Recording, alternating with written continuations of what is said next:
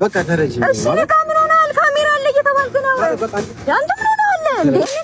ማለት ነው አንቺ ፍቅር አይገባሽም እንዴ? በቃ ማለት አፈቅርሻለሁ እኮ ወንድሜ እኮ ነህ። በቃ እኮ በቃ እኔ አፈቅርሻለሁ። ፍቅር አይገባሽም? አፈቅርሻለሁ። ሰላም ሰላም፣ እንዴት ናችሁ? ሰላም ነው፣ እግዚአብሔር ይመስገን። አለን እዛ ጋር እየቀረስኳችሁ ነበር። ይሁን ችግር የለም።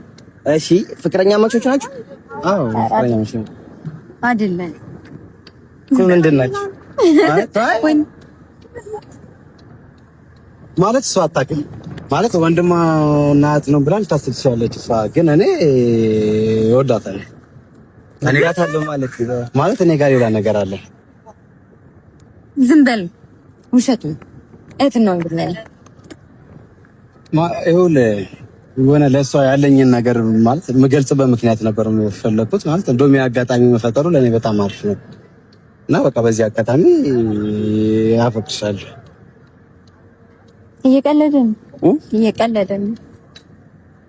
ማለት ይቀልዳል። ማርያም ማለት ሊሆን ይችላል። በእርግጥ ልቀልድ እችላለሁ፣ ግን በቃ እኔ ምሬን ነው ዛሬ ምሬን ነው ማለት በቃ ነገ ያለው ነገር ስለተቀየረ እንድትረጂ ነው ፈልገው በቃ ማለት ተረጂ። ምን ሆነ ነው ካሜራ ልየላኩ ይሄ ነው ማለት ካሜራ መኖሩ እንደውም አሪፍ ነው ማለት ሰው ፊት ነው እንትን ማለት እንፈልገው በቃ ዝም በል ያንተ ምን ሆነ እንዴ ነካጂ ማለት ነው በቃ ተረጂ ማለት ካሜራ አለ እየተባልክ ነው ማለት በቃ አንቺ ፍቅር አይገባሽም እንዴ? በቃ ማለት አፈቅርሻለሁ እኮ ወንድሜ እኮ ነህ። በቃ እኮ በቃ እኔ አፈቅርሻለሁ። ፍቅር አይገባሽም? አፈቅርሻለሁ ማለት ተረጂኝ በቃ አንቺ ሰው አፍቅረሽ አታውቂም። ከዚህ በቃ እኔ አፈቅርሻለሁ። እኔ ጋር ያለው ነገር ተቀይሯል። በቃ አፈቅርሽ ወንድሜ ነህ። ምን ማለት ነው አፈቅርሻለሁ? በቃ ነገርኩሽ። እኔ ጋር ያለው ነገር ተቀይሯል ማለት ከተረዳሽኝ ነው። አውቆ ነው። እሺ እልህ ካሜራ አለ እየተባልክ ነው። ይኑር ካሜራው ይኑር። እኔ አልደበረኝም ካሜራው። በቃ እሱ ነው የእሱ ምክንያት ነው የፈለኩት። አፈቅርሻለሁ። ኧረ በእናትህ በጣም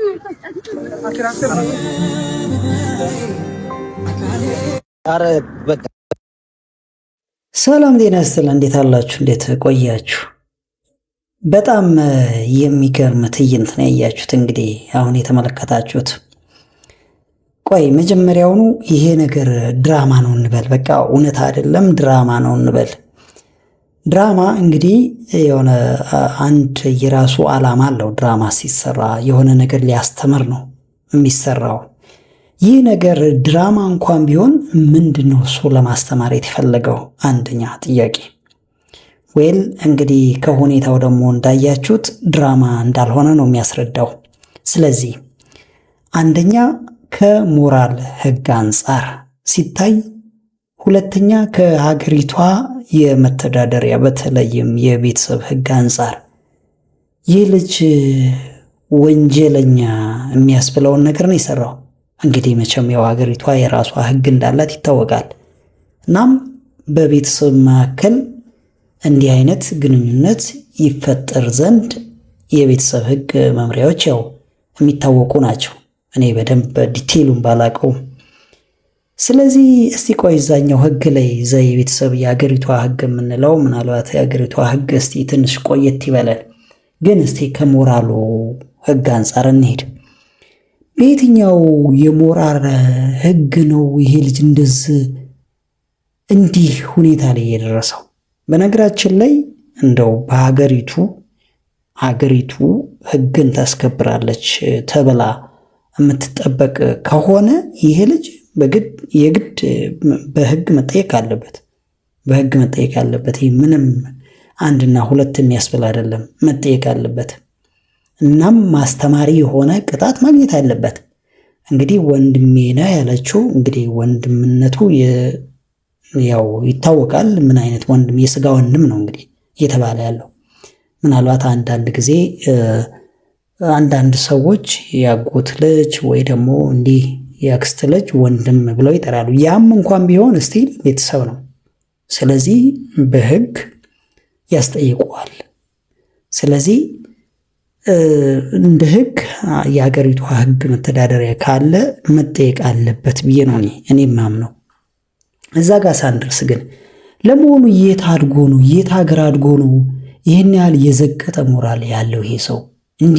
እንዲህ የዘቀጠ ማንነትን የተላበሰው ምን ውስጥ አድጎ ነው? አማርኛ ነው የሚያወራው። በእርግጥ ያው እንግዲህ በአማርኛ ነው እየተናገረ ያለው እየሰማው ነው ያለ ነው። እንግዲህ ኢትዮጵያ ውስጥ ነው ማለት ነው። ይህ እንደው አረባ ምናልባት እኔ አይዶን ነው አረብ ሀገር እንኳን እንደዛ አይሆንም። ወይም ደግሞ ምናልባት እንዲህ አይነት ጋብቻን የሚያበረታቱ በጣም የአክስት ልጅ የአጎት ልጅ ያው በሌላኛው እምነት ያው እንደዛ አይነት ነገር እናያለን እንሰማለን። እንግዲህ ይዛ እንዳልሆነ ነው እንግዲህ የሆነ ከሁኔታው የምንረዳው።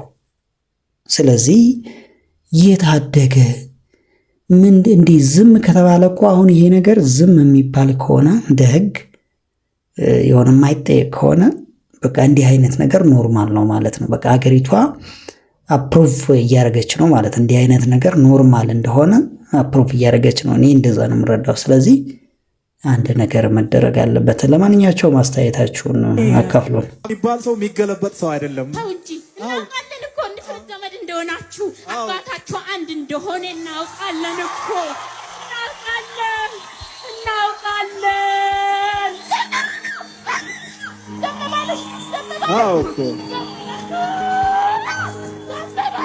ብዙ ዘመን የሚጠጣ የሚቅም የሚያጨስ ቤተ መንግስትን ጠጅ በጠጅ ጠላ በጠላ የሚያደርግ በነገሰበት ዘመን ሰላም ነው። ቤተ መንግስትን ጸሎት በጸሎት መጽሐፍ ቅዱስ በመጽሐፍ ቅዱስ የሚያደርግ መሪ በመጣበት ጊዜ ምን አናደደው? አንተ እንዴ ለነብይ ተንበርክካ የአብይ ስልጣን ማና ይመስሎ ነው አይደል? አብይ ከሆነ እኛ እንዲህ በጠረባሷን እንደጣልናት እንጥለዋለን ብለን ስንዘጋጅ አንተ ደግሞ ስትከለክለን ስንዘጋጅ ስትከለክለን እሷ ዲሆይ ይልሽረዳ እናቴ ተመታለች እሱ ብናልፈልና እናቴ ወግግ ብላለች ብላና አለክሳለች። እኛ ግን አንተ ያቢስ ደግ ብዙ ጊዜ ታዝበናል። መጀመሪያ ከድራማው አልጀመረም፣ ከእዩ ልጀምር። እንግዲህ ተከታዮቹ የእግዚአብሔር ሰው እያሉ ይጠሩታል እዩን ማለት ነው። እናም እዩ ሆዬ ያው በመንፈስ ብዙ ታምራትን ያደርጋል። ያው ያየንም ነው በተለያዩ ቪዲዮዎች። እና የእግዚአብሔር ሰው ግን እዩ ማለት ነው በቦዲጋርዶች ነው የሚጠበቀው። እንዴት ነው አንድ የእግዚአብሔር ሰው የሆነ በሰው የሚጠበቀው? የእሱ እግዚአብሔር አይጠብቀውም ማለት ነው። በነገራችን ላይ እንደው እዩ ጋር ጀመርኩ እንጂ የትኛውም የሃይማኖት መሪ ወይንም ደግሞ የሃይማኖት አባት ወይንም ደግሞ እንዲህ መንፈሳዊ ነገሮች ላይ የሚሰራ ሰው ስለዛ ስለሚያምንበት ነገር በትክክል በተግባር እየኖረ አይደለም ማለት ነው። እኔ እንደዛ ነው የምረዳው። ምናልባት ቦዲጋርድ ቀጥሮ የሚንቀሳቀስ ከሆነ እኛም ቤት ቢሆን ማለት ነው በኦርቶዶክሳውያን ዘንድ እንዴት ነው እሱ አባቶች በነፃነት እግዚአብሔር እኮ ነው በትክክል እኮ የሚያመልኩት አምላክ ከሆነ ከእሳት ውስጥ እኮ የሚያድን ነው። ከብዙ ተአምራት ከብዙ ነገሮች እኮ የሚጠብቅ አምላክ ነው። በትክክል አምነውበት ከሆነ የሚኖሩት። ስለዚህ ይችን ካልኩኝ ወደ ድራማዋ ደግሞ ልግባ። ድራማዋ እንግዲህ ደስ የሚል ፍጻሜ ያላት እዩ የተናገረው እና ያ ጠጅ በጠጅ ያደረጉት እነዛ ምናምኖች እና ከዛ እሱ ደግሞ ገብቶ መጽሐፍ ቅዱስ በመጽሐፍ ቅዱስ መንፈስ በመንፈስ አደረግነው። እናም ለዛ ነው እየተቆጣ ያለው መንፈሱ። መጀመሪያ አልተቆጣም፣ እነዛ ጠጃሞች ባሉ ሰዓት ነው እያለን ያለው። ወላው እንግዲህ መንፈስ በመንፈስ አድርገዋል። እንግዲህ ይህ መንፈስ አንድ ቀን ደግሞ ጌታ ሲገስጸው፣ ጌታ እንግዲህ የምድር የሰማይ ፈጣሪ እኔ አንተ የምታመልከውን አይደለም እያልኩ ያለሁት እኔ የማመልከውን ነው። አንድ ቀን ሲገስጸው ግን ሁሉም ሲነቃ ነገሮች አንተ ባልጠበቅካቸው በኩል ይሆናሉ። ለዚህም በጣም እርግጠኛ ነኝ፣ እማምንበትም ጉዳይ ነኝ። ለማንኛቸውም ይህ መንፈስ አንተ የረጨኸው ማለት ነው አንድ ቀን ጌታ ይገስጸውና ይህ በየአቅጣጫው የሚፈሰውን ደም ያስቆመዋል። ጌታ ያደርጋል። የድንግል ማርያም ልጅ ኢየሱስ ክርስቶስ ማለት ነው። እንኳን በቁርአን በመጽሐፍ ቅዱስም የለም። አታግቡ ከአንድ በላይ ብሎ የሚከለክል ቀደምት ነቢያትንማ ካየን ሰለሞን 700 ሚስቶች ነበሩት ይላል መጽሐፈ ነገሥት ላይ። እግዚአብሔር ግን ከአንድ በላይ ስላገባ ተቃወሙ የሚል አንድ ጥቅስ የለም። አንድ ጥቅስ። ኢብራሂም ከአጋር በተጨማሪ ነው ከሳራ በተጨማሪ አጋርን አግብቷል። እሷ የሞተች ጊዜ ሳራ ኬጡራን አግብቷል። እንዴት ነው ከአንድ በላይ ዝሙት ከሆነ ዝም ያላቸው? በምንስ ምክንያት ነው? ያዕቆብ 4 ሚስቶች እንደነበሩት 2 ሚስትና 2 አገልጋይ ሴቶች 4 እንደነበሩ መጽሐፋቸው ይናገራል። ስለዚህ ባጭሩ እስልምና እስከ 4 ነው የፈቀደው፣ እስከ 7 አይደለም። እሱም የፈቀደው ለነማን ነው? አቅሙ ላላቸው ለሚችሉ በእኩልነት። ሰሎሞን 80 ሚስት ካገባ ምን አለበት እኔ 80 ሚስት ባገባ የሚል ሰው አለ። እየሰማችሁ ነው? የሰሎሞን አንደኛ 80 ሚስት ማግባቱ ብዙ ዕቁባቶች አሉት ተብሎ መጽሐፍ ቅዱስ ላይ መጻፉ እኛ ብዙ ዕቁባቶች እንድናደርግና እንድንይዝ በር ከፋች ነው አይደለም። ሲጀመርስ በሰሎሞን ብዙ ዕቁባቶች መያዝ እግዚአብሔር ደስተኛ ነው አይደለም። ሰሎሞንስ ብዙ ዕቁባቶች መያዙ ጠቅሞታል አልጠቀመውም? ከነሱ መካከል አንዲቱ ለጣዖት አሰግደዋለች። ቅዱስ ባስልዮስ ዘቂሳርያ የሰሎሞንን 80 ሚስት ማግባት እንዴት ለኛ ትምህርት እንደሚሆን በዚህ ነው የተረጎመው። ስሙ በደንብ። ሰሎሞን 80 ሚስት አለው ብላችሁ ስተቱ መጽሐፍ ቅዱስ ላይ ተጽፎ ብታገኙት እኛም እንደግመዋለን የምትሉ ሰዎች አድምጡ ይላል። የሰሎሞን 80 ሚስቶችን የመሰሉ እኮ እናንተም አሏችሁ ይላል። እንዴት ትሉኝ እንደሆነ ሚስት ማለት ለባል አካሉ ናት። እሱ ያዘዛትን የምታደርግ እሱ ፈጽም ያላትን የምትፈጽም አብራው የምትወርድ አብራው የምትወጣ ናት። እናንተ እንደ ሰሎሞን 80 ሚስት አይኑራችሁ እንጂ በአካል እንደ ሚስት 80 ያጋባችኋቸው የተጋባችኋቸው ኃጢአት የለባችሁም ይላል። ቃለ ሕይወት ያሰማልን መምህራችን። እንግዲህ እንደዚህ ተብሎም ይተረጎማል ከብዙ በጥቂቱ ማለት ነው። Let me just touch few things on Ethiopia. Ethiopia is the land of origin of humankind. Whenever you come, Muhammad, to Ethiopia, it is your ancestral land. You can claim. It is a land of origin for humankind. It is a land where the first hijras in Islam, Nabi Muhammad sallallahu alaihi wasallam say, go to Ethiopia where there is a just king. That king is King Najashi. It's a land of true cross, where the Christianity has harmony exists with the rest of others. It is a land of non-traditional religion, where we exist in harmony. It is a land, Ethiopia, never been colonized. Why? It's a root of civilizations. Roots of civilization falls down, but Ethiopia remains. Maintain its security, sovereignty throughout. You can see the wisdom of this nation. Welcome to this land. እንግሊዘኛውን ለጊዜው እንተውና ወደ ዋናው ሐሳብ እንግባ። እንግዲህ እየተባለ ያለው ምንድነው? እሱ በአንድ ወቅት እስላማዊ መንግስት የሆነ እችን ሀገር እንደመራት ነው እየተናገረ የነበረው። እንግዲህ ባለፈውም እንደሰራውላችሁ መሐመድ ግራኝን ለምን ግራኝ ተባለ ብለው የተቃወሙ ብዙዎች እንደነበሩ እናስታውሰው ነው። አህመድ ግራኝ እንግዲህ እንደሚታወቀው ክርስቲያኖችን ለ15 ዓመት ሙሉ ሲጨፈጭፍ ቤተክርስቲያንን ሲያወድም የነበረ ነው። ቅርሶችን ሲያወድም የነበረ አንድ አውደልዳይ ነው። እንግዲህ ይህን ለምን ንጉስ አልተባለም? 15 ዓመትም አገሪቱን ሲገዛ የነበረ ነውና ንጉስ ተብሎ በክብር መጠራት አለበት ብለው የተነሱ ሰዎች እንዳሉ ያው እናስታውሰው ነው።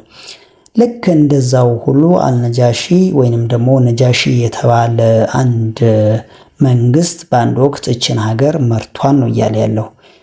ታሪኩ ግን የት ጋው ነው የምናገኘው ነው?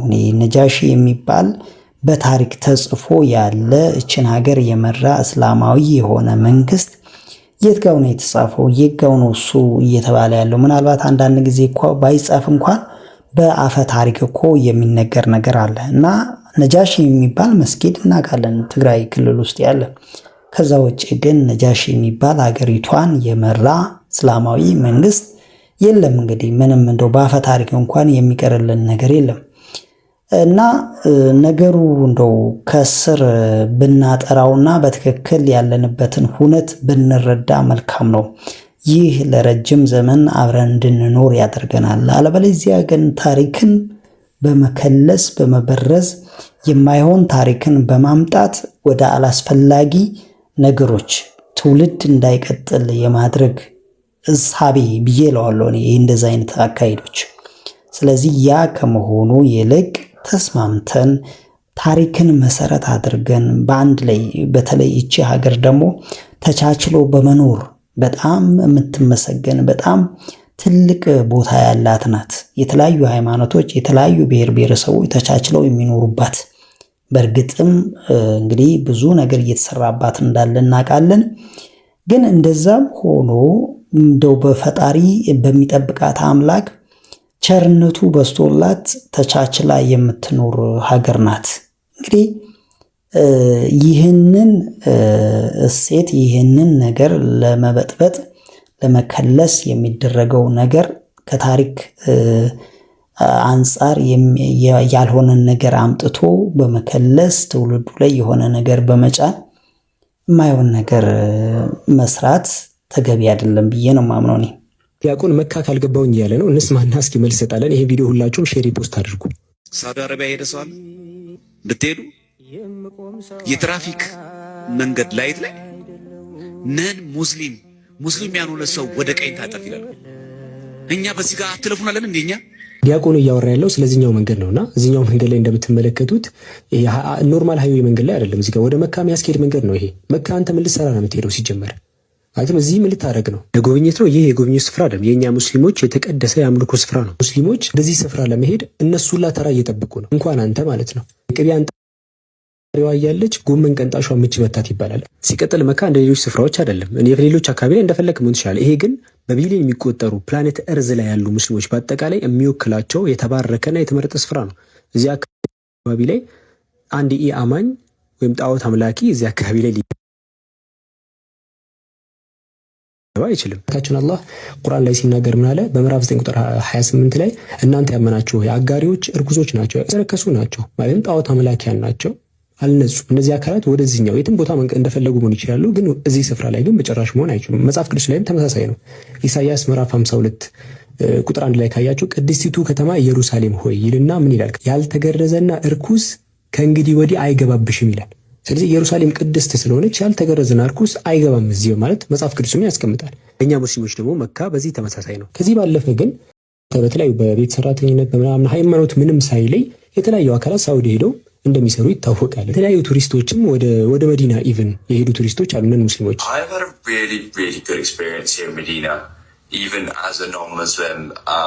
ጥሩ ኤክስፒሪየንስ እንዳገኘ ይናገራል። እንግዲህ መዲና እንኳን ይጎበኛሉና ስለዚህ ይህ ነው ፖይንቱ። እንግዲህ አንተ ራንደም መንገድ ላይ ሃይዌይ ላይ የክርስቲያን ምናምን ብለው ገነጠሉት ምናምን ያልከው ቀደዳ ነው። ስለዚህ ይህን እንድታስተውሉ እንላለን ክርስቲያን ወገኖች። ለማን ቀላል መልስ የሚሆነው ምንድነው? እሱ ዝጋ እኛም ቅዱስ ስፍራ አለን ነው በቃ። አንተ መካ ቅዱስ ስፍራ እንደሆነው ለኛ ለክርስቲያኖች በተለይም ለኦርቶዶክሳውያን ደግሞ አክሱም ቅድስት ስፍራ ናት፣ መስጊድ አይሰራባትም እንላለን። ሙስሊም ይኖርባታል ያን ያህል አንሄድም፣ ግን መስጊድ አይሰራባትም ማለት አንችልም ወይ ነው አሁን ጥያቄ።